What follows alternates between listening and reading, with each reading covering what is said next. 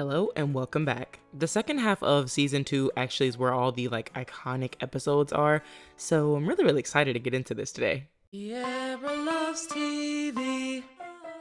Yes, I made a theme song so that I can talk about all my favorite shows. Oh yeah! And this is just your disclaimer that this is not me talking about any of the actors themselves, but more so their characters. Please do not attack me in the comments. Everyone is entitled to their own opinion, even those who disagree with me. But let's keep it friendly. Alright, let's get started with the show. 'Twas episode 11 of season 2, and all through the house not a creature was stirring, not even a mouse, except Lorelai's termites.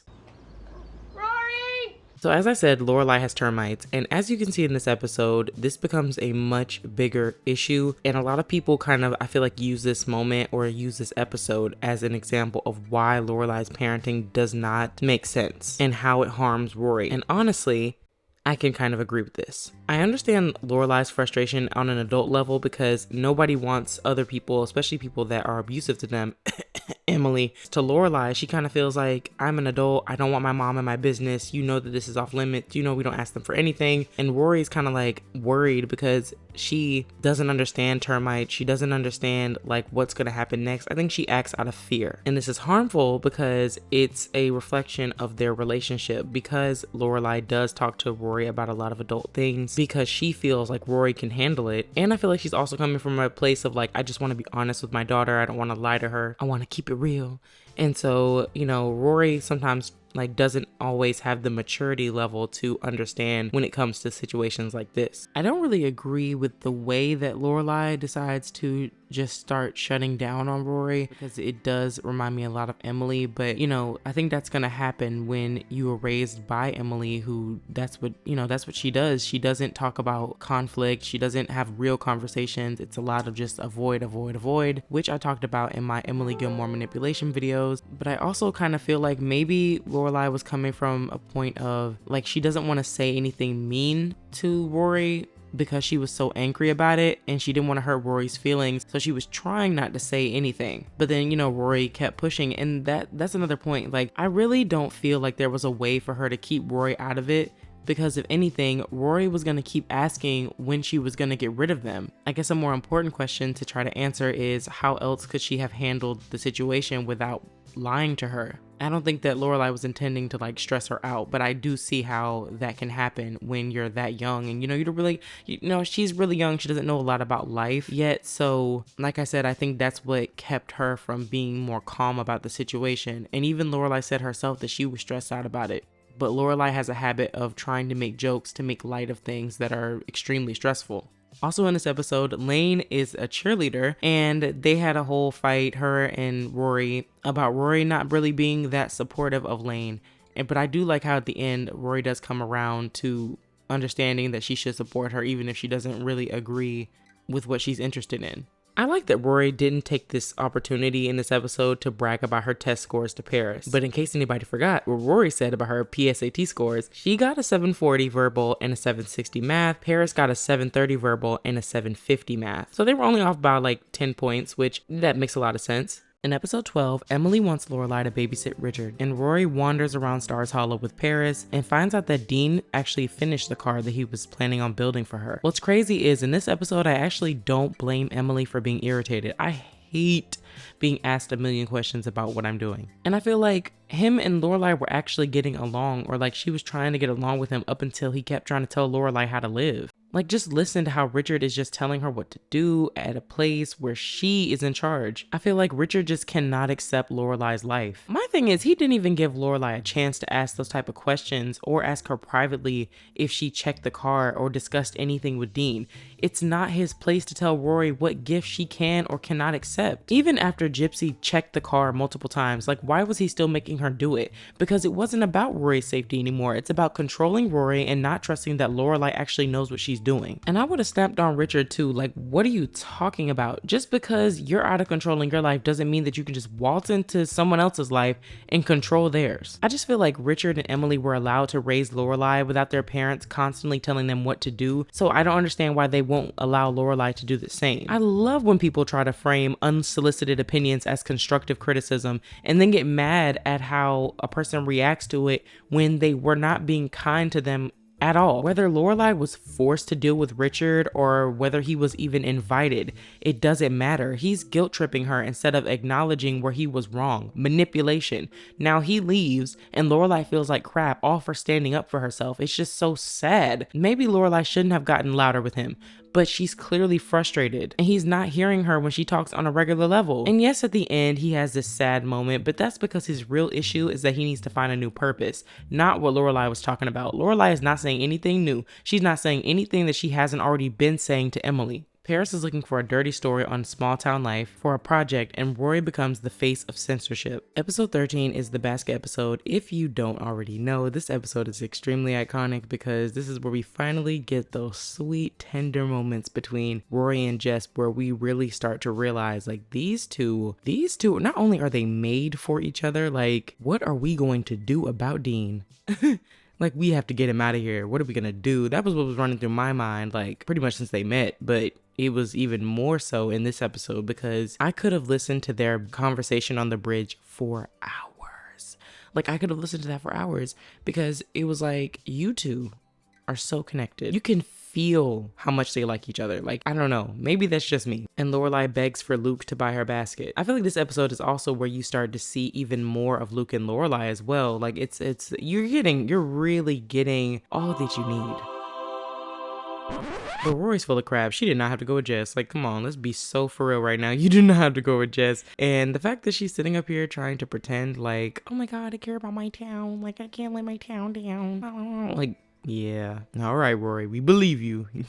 It's just so sad how now she gotta go sue Dean. In this episode, I cried for Lane. Like, oh my goodness. Because that happened to me once when I was growing up. The way I was raised, like I was not allowed to date. I cried for Lane because I really related to that. I had that same situation happen to me where like I wasn't allowed to date. I was trying to sneak and date behind my parents' back. And the boy ended up dumping me because he couldn't see me ever. Like everything was over text. Everything was like super like that. Like just sneaking around and stuff like that. Like it wasn't gonna go anywhere. Let's just be so honest right now.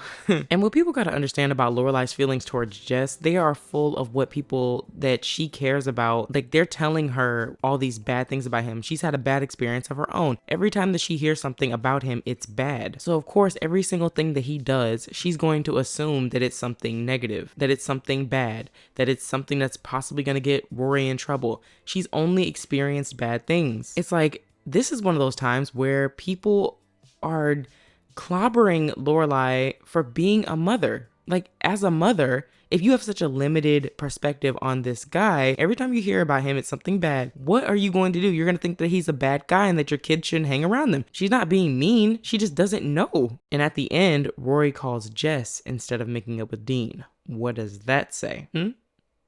Anyone? In episode 14, Lorelai and Rory meet Christopher's new girlfriend. She was mentioned in an episode earlier in the season for the first time, and Rory hangs out with his new girlfriend as well, Sherry Tinsdale. I feel like Sherry kind of represents the people who watch and are not like animated themselves. Like she doesn't get all the jokes. She doesn't understand like their humor. She probably thinks like they're corny. She probably thinks that they're lame. She probably really does not get it. She's very corporate. She handles things with family like she handles work. And the thing in the kitchen was weird. I don't care. The thing in the kitchen was really weird because she did not have to say all that. Christopher's argument about how Lorelai never introduced him to Max doesn't make any sense at all because he wasn't in Rory's life for years. Sherry literally said that. It's not the same. Chris wanted to pick and choose when he wanted to be a dad. One of these days, I must have Lorelai's signature drink. It is a gin martini with an olive twist. If anybody's actually tried that drink, let me know how it is. I love that Kirk and Michelle were in on the plan to help Lane. And at the end, like, I know Lorelai didn't really mean anything by what she said to Christopher, and I sort of understand his frustration, but he didn't even give Lorelai a chance to correct herself. It just was, I don't know, it was just giving like that he didn't want to take accountability and he was getting mad that she was even bringing anything up with the past.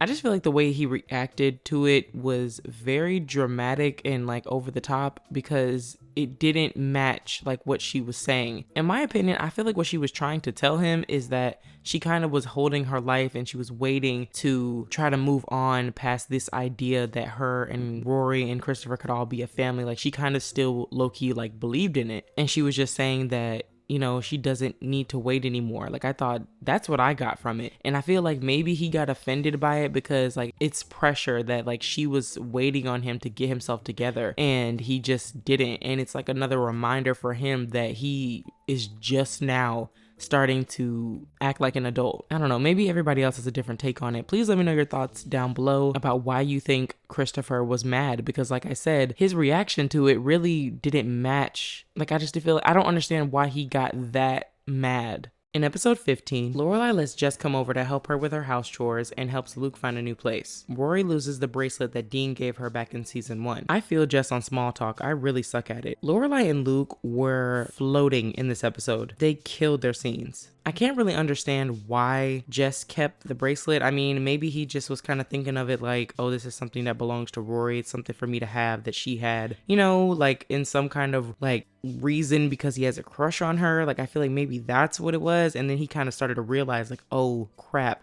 this bracelet means a lot. Let me go ahead and return it. And of course, it always just looks so wrong. Also at the end, why does no one emphasize the scene with Luke smashing the wall at the end? Like, watch Jess in this scene.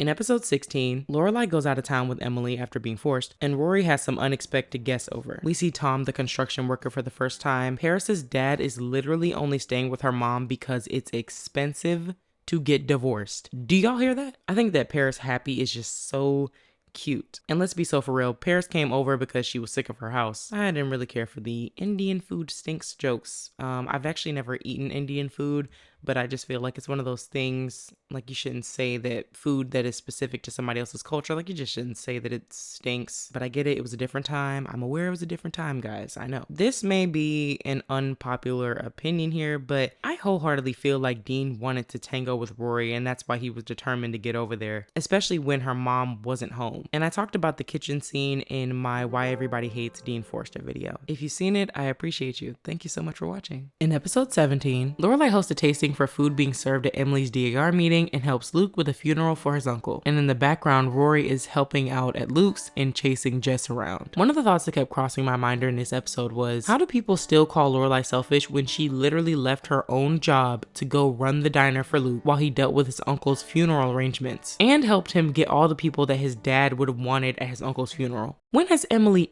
ever done anything that is even resembling that? This is the episode where Taylor and the funny hippie guy are beefing because he opens up a little farmer's market. Emily tries to run Suki's wedding. I talk about this a lot more in my Emily Gilmore manipulation video and what this means for Lorelai. Jess actually goes to the town meeting, and then how they gonna tell him that they hated Louis and then he gonna say that's not true?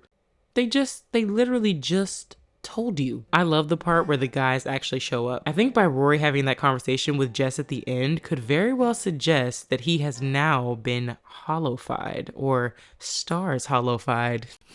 In 218, Lorelai has a talk with Dean about his clinginess, and Richard helps Rory with her project for school and is inspired to start his own company. I just like how in this episode we are finally getting to the bottom of why Richard has been acting like such a D-bag. Finally, it's time to stop sweeping stuff up under the rug and get to the business. This man, I told y'all, this man just needed a new hobby. Michelle's mother comes to visit in this episode, and I like how Emily actually acknowledges that she knew about when Lorelai jumped out of the window in season 1. I was always wondering, like, what did Emily think happened? In episode 19, Luke asks Rory to help tutor Jess, and Lorelai has concerns about it. Then Rory gets into an accident. I love Lorelai's bit about how the new guy is after Dean's job, and I agree with Taylor for once. Like, trying to satisfy a bunch of people is really, really hard, especially like because everybody has different tastes and wants and needs and thoughts and yada yada, and it's just, you can never please everybody. Christopher calls, and him and Lorelai are still freezing each other out over this fight. Jess is having problems in school, so the principal calls in Luke.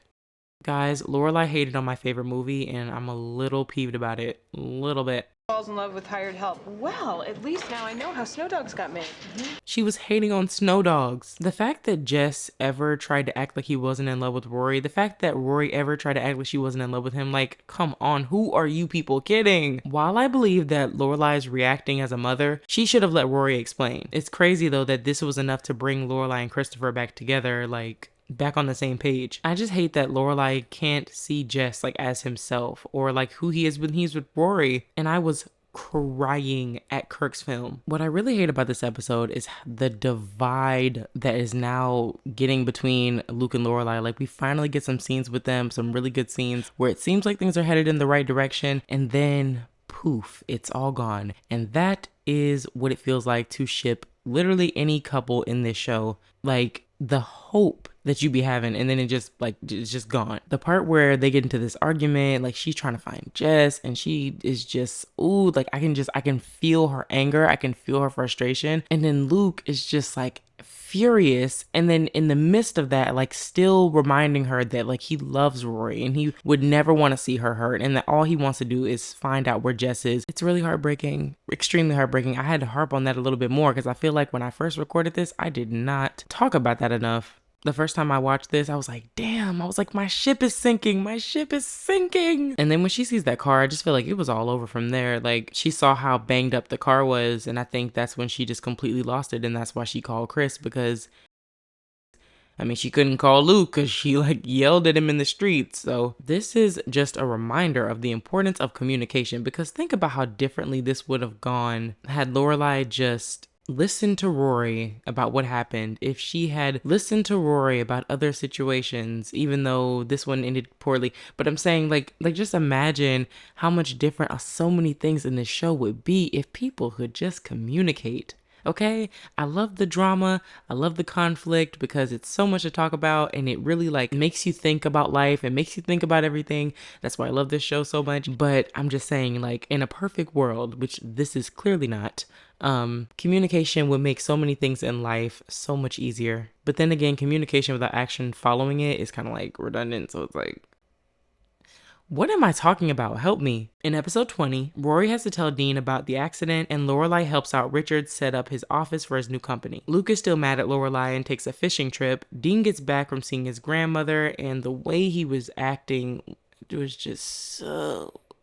ugh. I love that in this episode, Richard finally gets to see that Lorelai is actually capable. A lot of bonding moments between Lorelai and Richard this season. But the part that gets me in this episode about Richard and Lorelai is that it's manipulation, and I have to mention it. Richard is well aware that he's supposed to be finding a new assistant, but he tries to just push Lorelai into the position without any regard for her time or her own life, and then completely shuts down on her when she reminds him and tries to establish a boundary. These people do not like boundaries. Like, every time that Lorelai tries to set one, they try to make her feel like she's a bad person and a bad daughter, but that's not true. He does make up for it a little bit though later on with their whole conversation. There's a new music store opening up, and of course Lane is interested. I agree with Rory being irritated by everyone acting like it was all Jess's fault when they weren't even there. And the fact that they have Carole King, literally the lady who sings the theme song, she's working in the music shop. I think this episode happily displays the dangers of everyone thinking that Rory is so perfect all the time, and the dangers of a Mary Sue, because no one will believe that she was the one who actually wanted to go a different way. And that's not why they got into the accident, is because she went a different way. It just happened, you know, accidents happen. But the fact that nobody's willing to believe that she may have had a part in it at all, even if she did, like, that's bad. I understand why Lorelai didn't want Emily to know. I understand where Lorelai's coming from. Like, I get that her view is so limited, and I disagree. I disagree with how she's talking about Jess because she doesn't really know him. I love the scene with Luke and Rory at the end. I think their relationship is just so pure, and Luke is very sweet to her. In episode 21, it is one of the most iconic episodes because this is the episode where Lorelai is graduating, and Rory misses Lorelai's graduation because she goes to New York to see Jess. I like how they're exploring the idea of what if they didn't go to Luke's every morning, like what would they do if they didn't go to Luke's? This selfless act from Rory is what makes everyone love her, which is what leaves everyone in shock in later seasons. All I kept thinking in this episode was, I love Rory and Jess, I love Rory and Jess, I love Rory and Jess, I love Rory and Jess. Christopher calls and announces that he sent Lorelai a gift. And guess who's in this episode? Seth MacFarlane, aka Roger Smith, aka Stan Smith, aka Peter Griffin, aka Stewie Griffin, AKA Mom and Dad. Mom and Dad? and then we get that iconic "Why did you come here?" scene. Like, I said, why did you come here? Well, I mean, you ditched school and everything. It's so not you. Why'd you do it? because you didn't say goodbye. yes, I'm eating it up. We're getting fed, you guys. We're getting fed. Every time that Seth MacFarlane would talk in this episode, I kept hearing Brian. That's all I could hear. As soon as the lady showed up, I knew it was over. I was like, there's no way she's going to be able to keep this facade up. I almost had a Ricky Thompson moment at the spit in the can. Like, I cannot. Like, what do you mean? Well, why are you spitting? Why? Smokeless? No. What are you doing? People who haven't experienced having an emotional disconnect with their parents don't understand what that moment meant to both Lorelai and her parents. The good moments are what keep her tethered to them emotionally enough to do small things like let her mom stay at her graduation. Deep down, she wanted her there, but she just wanted her there without criticism. I honestly feel for Rory in this episode, and people, like, they do not like the way that she went on and on and on and on and on apologizing to Lorelai. I feel bad for her because I feel like she's fallen in love with someone else aside from her perfect boyfriend. And when you look at it like that, it is kind of sad. Like, I didn't have sympathy for that before. This episode was one of the last times that we see Rory with a conscience. So if you really love her, I recommend stopping here. But some people like how she turns out. So there's always the fun in whether you'll still love her or not. In episode 22, aka the season finale, Lorelai tries to make peace with Luke and Christopher comes to visit. And Paris asks Rory to be her vice president. I actually like the song that they're playing at the beginning. Michelle is hilarious. And if you take a look at Luke's face when Lorelai's walking out of the diner, I feel like it says it all. This episode is so bittersweet because it's like on one hand, we're getting the Rory and Jess kiss, so we're like, yes, we're winning. And then you just see how heartbroken Lorelai is because she's not going to end up with Christopher because he's gotten Sherry pregnant. I just never really enjoy how Christopher tries to move on to his new family and act like he's a first-time dad. I am never going to get over that. Never. And now it's time to talk about some style moments that I liked. Ting! In episode 11, Lorelai's iconic red jacket. She wears this jacket a lot. I really like it. In episode 13, Suki's hair at the basket bidding. In episode 14, Sherry's hair does look very good. Like, you have to give it to her. It was giving Charlotte, like the silky whatever. I don't know what they did to her hair, but I love it. And I'm like, yes, like, come back to the screen just to show me your hair. In episode 17, Lorelai's purple shirt at the end. In episode 18, Emily's blouse and her hair when they're having the meeting about the Chilton project. In episode 18, Rory's red coat. Here's some comments that I have that contain spoilers. If you don't want the spoilers, please skip ahead. So one thing that struck me odd was, like, in episode 14, how does Sherry go from willing to be a single parent to literally leaving her child in the later seasons? Like, I don't understand it. Also in episode 17, I don't really understand how Emily has all these feelings about Luke and Lorelai and how they're gonna get together anyways, and then all of a sudden she's trying to break them up later. Also, when I heard Christopher talking about how he was gonna, like, strangle Jess because of the accident, it made me realize that Christopher actually never meets Jess throughout the entire series. As always, I have so much fun talking about this show, and I cannot wait to see you guys in the next one. Stay tuned for my favorite funny moments from season 2. Okay, we should get inside. Yeah. After you. Hello? Lynn, this is flat out stalking. It's like the Huns are attacking. Now, why would you name a lipstick something like that? Because Dirty Whore was taken? I just thought we really connected the other day in the supply closet. That's why you can just lie there while the rest of the world is going down. It won't look good on me. Sure it will. Well, all right, but if I look ridiculous... I'll be the first one to point it out. He could tell me his issues, I'll tell him mine. Jess, I promise I'll speak slowly. bye. Flapping its wings like crazy, banging around, squawking. The only two words it knows. Gorgeous baby, gorgeous baby. You're a vicious trollop. You're a vicious trollop. Lorelai. Sorry. Late again, are we? Yes, I hope I'm not pregnant. These seats taken? Don't drag me into this. It's repetitive. And redundant. It's repetitive. And redundant. We certainly are entertaining, Mac. Indubitably tosh. He's been stressed lately. His store's deserted. I actually thought that maybe at the end you could do more about the sweater. We'll talk. I banged the meeting in a half an hour ago. Dirty.